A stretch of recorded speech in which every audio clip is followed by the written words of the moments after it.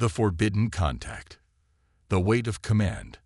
Commander Zara Keth stood on the observation deck of the XSS Nebula's edge, her violet eyes reflecting the distant stars that painted the void in silver light.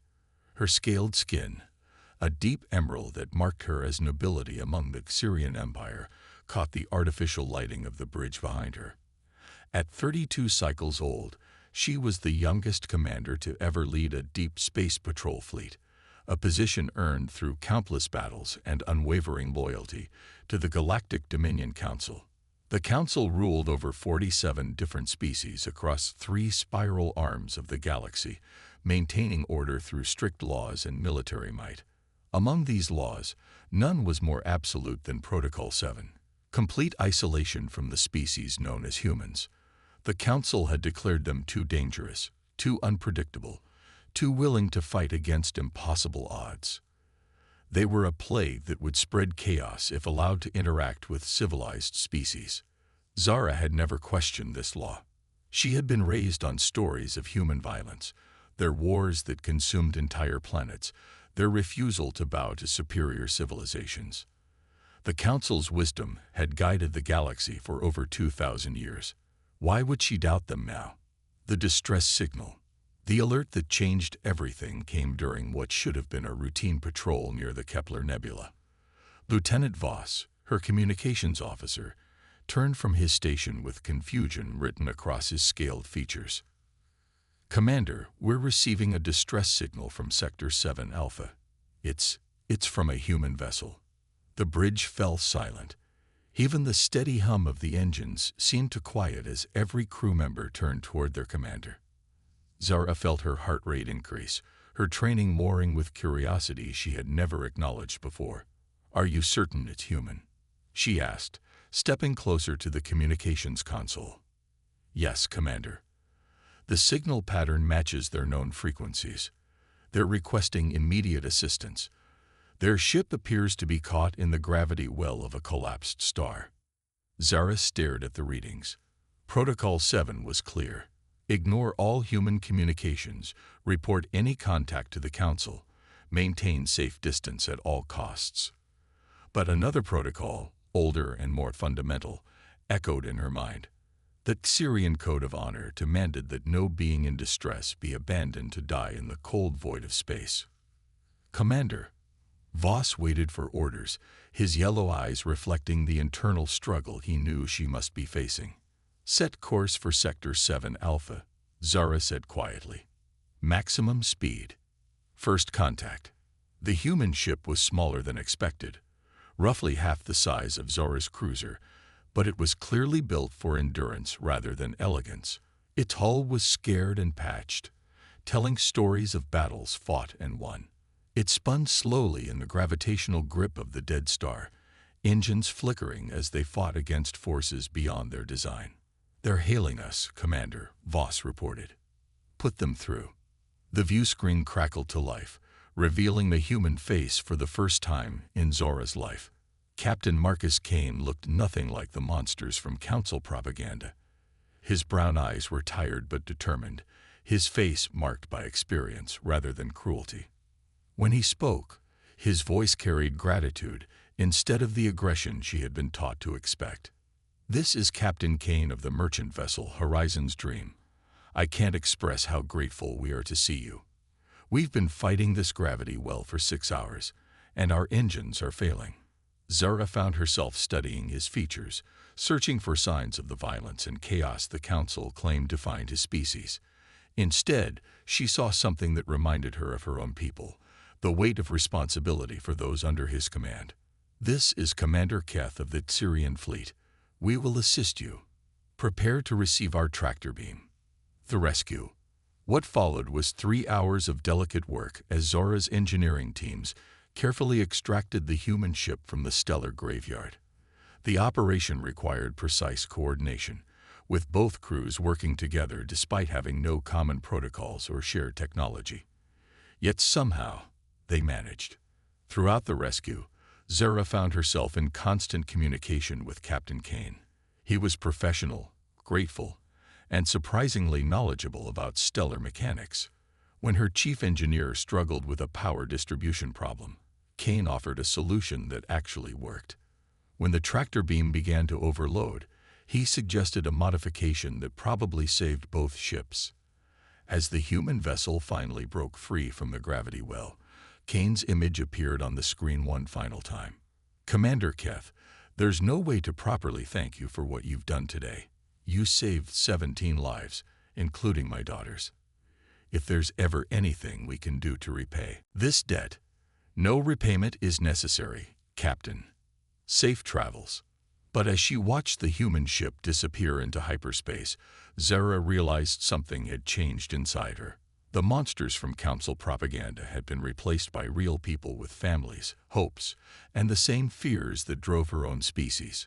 The questions begin. In the days that followed, Zara found herself unable to stop thinking about the encounter. She reviewed the rescue footage dozens of times, analyzed every conversation, searched for the signs of danger the Council had warned about. Instead, she found competence, gratitude, and a willingness to work together despite the risks. She began to research human activities in nearby sectors, using her security clearance to access restricted files. What she discovered troubled her deeply. Humans weren't the aggressive expansionists described in official reports. They were traders, explorers, and colonists trying to build peaceful lives in an often hostile galaxy. Most surprisingly, they had never initiated conflict with any Dominion species. The more she learned, the more questions arose. If humans weren't the threat the Council claimed, why the absolute prohibition on contact? What was the Council afraid of? The secret communication. 2 weeks after the rescue, Zara made a decision that would change her life forever.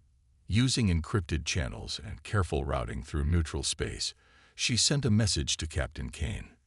"Captain, this is Commander Keth. I hope this message finds you and your crew safe. I wanted to thank you for your professionalism during our recent encounter. Your technical knowledge was impressive, and your gratitude was unexpected. I have questions about your people that I hope you might answer." The response came 3 days later, cautious but warm. "Commander Keth, it's good to hear from you. I wasn't sure if we ever speak again, given what I know about Dominion policies. I'd be happy to answer any questions you have. Your assistance saved my daughter's life, and for that, you'll always have my respect." What began as curiosity became regular communication.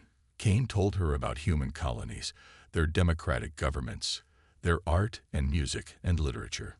He spoke of Earth, the blue world where humanity had learned to overcome their own violent nature through cooperation and shared purpose.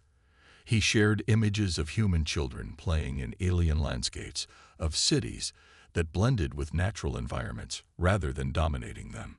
In return, Zara found herself sharing her own doubts about the Council, her growing belief that the galaxy could be more than a collection of separate empires held together by fear and force.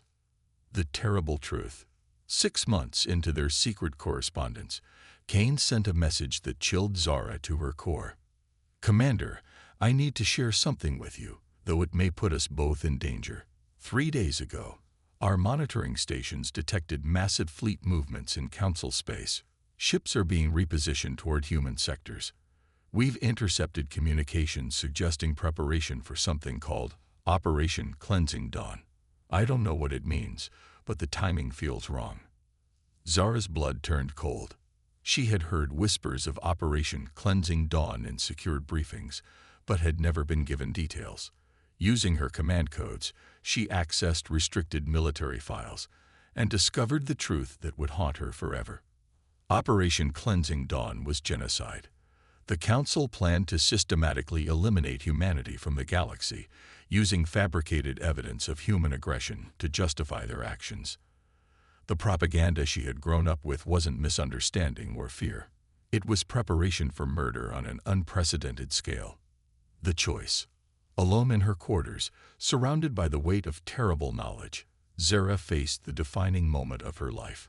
She could report her communications with Kane, claim it was intelligence gathering, and watch as millions of innocent humans died. She could follow orders and maintain her position, her honor in Syrian society, her comfortable certainties about right and wrong. Or she could choose a different path. She thought of Cain's daughter, safe from the gravity well by Syrian technology. She thought of the human children in the images he had shared, playing games not so different from those of her own childhood. She thought of the principles that supposedly guided the Dominion: honor, justice, protection of the innocent. The Council had corrupted those principles beyond recognition.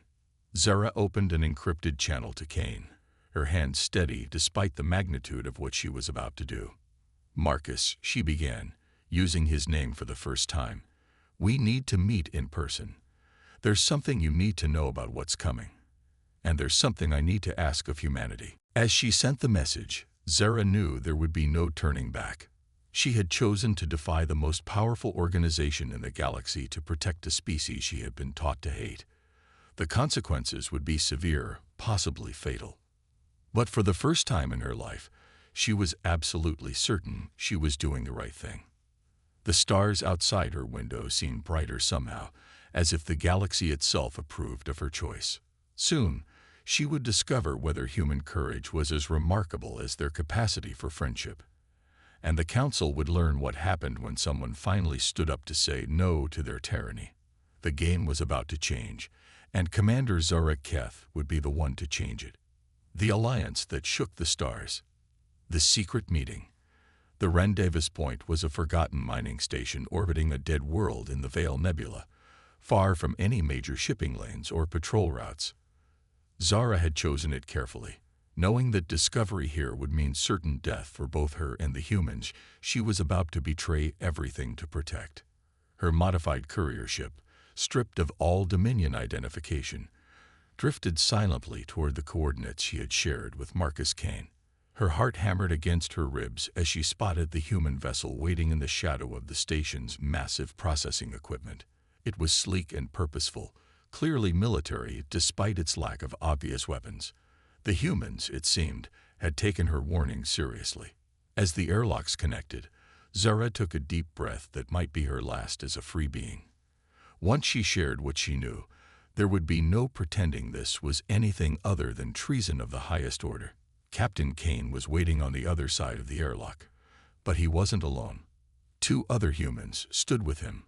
A woman with silver hair and calculating eyes who introduced herself as Admiral Sarah Chen, and a younger man whose nervous energy marked him as someone accustomed to working with information rather than weapons. "Commander Keth," Cain said formally, then smiled with genuine warmth. "Thank you for coming. I know what this must cost you." Zara nodded, studying the 3 humans who would either be her salvation or her doom. "The cost will be worth it if we can prevent what's coming. Admiral Chen, I assume you're here because Captain Cain shared my warnings." "He did," Chen replied, her voice carrying the weight of command. "What we need to know is how much time we have and what exactly we're facing." The revelation.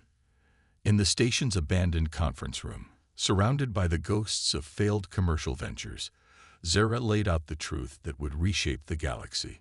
She displayed holographic star charts showing fleet movements, shared intercepted communications, and revealed the full scope of Operation Cleansing Dawn. "The Council has been planning this for over a year," she explained as the humans studied the data with growing horror.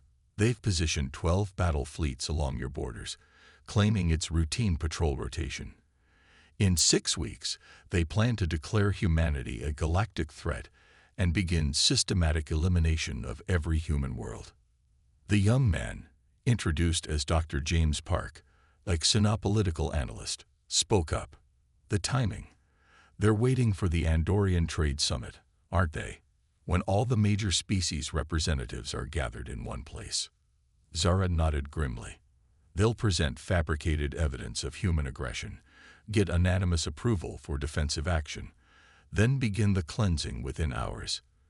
By the time anyone realizes what's really happening, it will be too late to stop."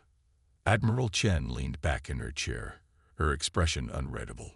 47 species in the Dominion, and they expect all of them to approve genocide. "Fear is a powerful motivator," Zara replied. The Council has spent decades spreading propaganda about human violence and unpredictability. Most species genuinely believe you're a threat to galactic stability. Kane's hands clenched into fists. How many ships are we talking about? Approximately 3,000 vessels of various classes. Your entire fleet couldn't stand against a tenth of that number. Zora paused, then looked directly at Admiral Chen. But there might be another way. The impossible plan. What Zora proposed was so audacious that even the humans, known throughout the galaxy for their willingness to attempt the impossible, sat in stunned silence for several minutes. You want to attend the Andorian Trade Summit as a human representative, Dr. Park said slowly. Xerian commander, speaking for humanity in front of the entire Dominion Council. Not just speak for humanity, Zara corrected. I want to formally announce the dissolution of Xerian participation in the Dominion and the formation of a defensive alliance between the Xerian Empire and the Human Federation. Admiral Chen's eyebrows rose nearly to her hairline. Commander, with all due respect, you don't speak for the Xerian Empire. You're one officer, regardless of your rank. Actually, Zara said with a slight smile, I might speak for more than you think. She activated another holographic display, this one showing communication logs and coded messages that had been flowing through Xerian military networks for months. I'm not the only one who's grown uncomfortable with the Council's direction. There's a faction within our military and government that believes the Dominion has become corrupt, that it no longer serves the interests of member species. They'd been waiting for someone to take the first step. Kane studied the data carefully. How many are we talking about? Roughly 30% of the Xerian fleet, including some of our most experienced commanders, several colony governors, even some members of our ruling council. Zara's expression grew fierce. My people value honor above politics, Captain. When they learn that the Dominion plans genocide against a species that has never threatened us, that percentage will grow. The alliance forms. Over the next 18 hours, the three species representatives worked to forge an agreement that would have been unthinkable just days before.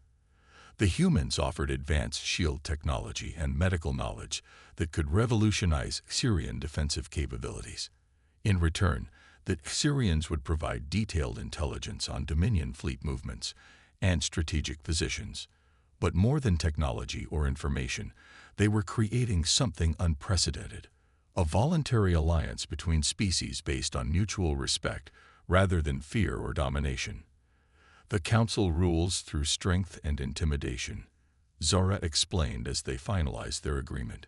They've never faced coordinated resistance from member species working together. They won't know how to respond to it. Dr. Park had been quiet for most of the discussion, but now he spoke up with excitement. This changes everything we know about galactic politics. If even one major species can successfully leave the Dominion, others will follow. The Council's power comes from the illusion of universal support. Admiral Chen nodded slowly. It's still incredibly dangerous. If the Council decides to make an example of the Xerian rebels, then they'll discover what humans do when our friends are threatened, Kane said quietly. The calm certainty in his voice sent a chill through the room. The galaxy reacts. News of the Xerian-Human Alliance broke across the galaxy like a shockwave. Within hours of the joint announcement, communication networks were buzzing with disbelief, outrage, and, in some quarters, hope. The Dominion Council's response was swift and predictable. They declared the alliance illegal, branded Zara and her supporters as traitors, and demanded immediate surrender of all humans and Xerian rebels for trial. When both species refused, the Council ordered a complete embargo of Xerian space and began mobilizing the very fleets originally intended for Operation Cleansing Dawn. But something unexpected happened. Instead of the quick compliance the Council expected from other Dominion species, questions began to arise. Why was the alliance so threatening? What exactly had the humans done to deserve genocide? Why were the Xerians, known throughout the galaxy for their honor and military prowess, willing to risk everything to protect them? The Altarian Republic, the galaxy's premier trading civilization, announced they would not honor the embargo. The aquatic Delphians, renowned for their philosophical wisdom, issued a statement questioning the Dominion's right to dictate the internal politics of member species. Even some of the smaller, more fearful species began to whisper that perhaps the Council had gone too far. The test of fire. The first real test came when a Dominion enforcement fleet arrived at the Syrian colony world of Kepler Prime, demanding surrender of the rebel government and all human civilians present on the planet. Governor Thane Vex, one of Zora's earliest supporters, refused. What followed was 3 days of tense standoff as Dominion ships blockaded the planet while human vessels raced to assist their new allies.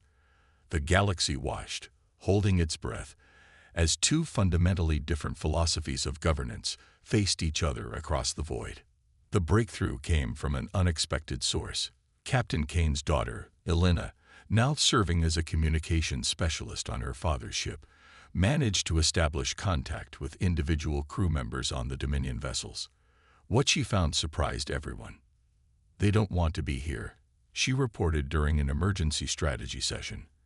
"Half the crews are asking the same questions everyone else is asking. Why are they being ordered to attack a civilian population? What threat do these humans actually pose?" Zara seized on this intelligence immediately. Instead of preparing for battle, she broadcast a message directly to the Dominion fleet, using emergency frequencies that would reach every ship simultaneously.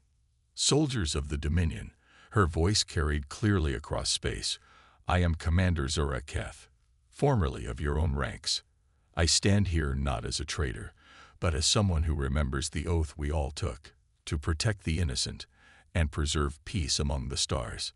Look around you. What innocence are you threatening today? What peace are you preserving by blockading a civilian colony?" The turning point. What happened next would be studied in military academies for centuries to come. One by one, ships began to withdraw from the blockade. Not all of them, but enough to break the formation and destroy the psychological pressure the Council had been counting on. The captain of the Dominion cruiser Iron Resolve made a statement that echoed across the galaxy. "I joined the fleet to protect people, not to threaten children because of their species. My crew and I are returning to base. Let the Council find someone else to do their dirty work." Within 6 hours, more than half the blockading fleet had withdrawn. The remainder, isolated and demoralized, soon followed. Governor Vex and the human civilians were safe, but more importantly, the galaxy had seen something it had never witnessed before: Dominion military forces refusing orders based on conscience rather than fear. The new reality. In the weeks that followed, the impossible became routine. 3 more Xyrian colonies declared independence from the Dominion. The Altarian Republic formally recognized the Xyrian Human Alliance and opened trade negotiations. The philosophical Delphians announced they were reconsidering their own membership in the Council. Dr. Park, now serving as the Alliance's chief political analyst, summed up the transformation during a strategy meeting. "We've broken the Council's greatest weapon, the belief that resistance is impossible. Every species that leaves weakens their authority. Every act of defiance inspires another." Zara, now carrying the unofficial title of Alliance First Commander, watched the tactical displays showing friendly forces where once there had been only enemies. The human ships, with their efficient designs and innovative technologies, flew alongside Xyrian vessels whose proud traditions now served a cause worth dying for. The price of freedom. The galaxy had changed, but change always came with a cost. The Dominion, faced with the first serious challenge to its authority in 2 millennia, had grown desperate and dangerous. Intelligence reports suggested they were preparing weapons that had been banned for centuries, technologies so destructive that their use would violate every principle of civilized warfare. But as Zara stood on the bridge of her flagship, watching human and Xyrian crews work together with an efficiency that would have seemed impossible months earlier, she felt something she had never experienced under Dominion rule: hope. "Commander," Kane's voice came over the communication system, We're receiving reports of 3 more species requesting information about joining the alliance. The Council's support is cracking faster than anyone predicted." Zara smiled, her violet eyes reflecting stars that no longer seemed cold and distant, but warm with possibility. "Then we'd better make sure we're ready to welcome them, Captain. The galaxy is waking up, and there's no going back to sleep." Outside the viewports, the stars burned with the light of a new age. An age where cooperation would triumph over domination, where different species could stand together as equals, and where the simple act of extending friendship across the void could topple empires. The humans had taught the galaxy something the Dominion Council had tried to suppress for 2,000 years, that freedom was contagious, hope was unstoppable, and sometimes all it took to change everything was one person willing to say no to tyranny and yes to something better. The alliance that began with a rescue in a gravity well had become the foundation of a new galactic order. And at its heart, the friendship between a Xerian commander and a human captain proved that the strongest force in the universe wasn't fear or weapons or political power. It was the simple, revolutionary act of choosing to trust.